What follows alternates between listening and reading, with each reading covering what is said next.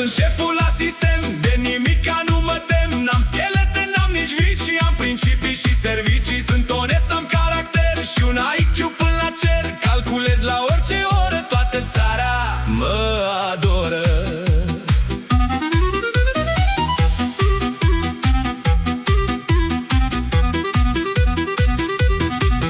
Văd că ești un pic buimac, cred că nu înțelegi ce fac. Sincer eu ți-aș explica, dai peste puterea ta. Să pricep că-i complicat și nici nu ești informat. E cu calcule, cu pași, chestii grele, hai mă lași.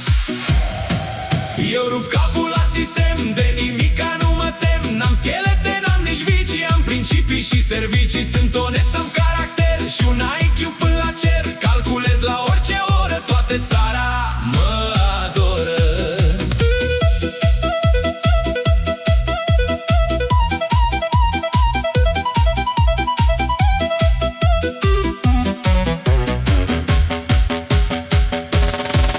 Nu-s rigid, nu sunt scrobit, de-aia sunt așa iubit. Dacă-i cazul beau nițel cu oricine la Bruxelles. Tu fii calm, nu te agita și vezi de treaba ta. Ține minte de la mine, șeful știe cel mai bine.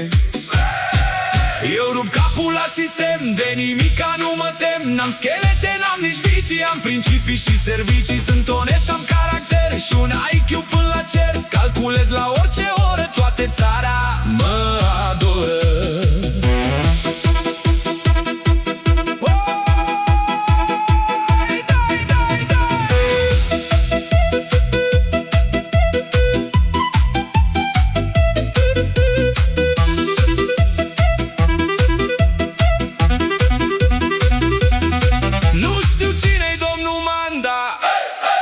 Eu sunt doar telecomanda, iar pe George și Sorin îi iubesc, că-s bun creștin.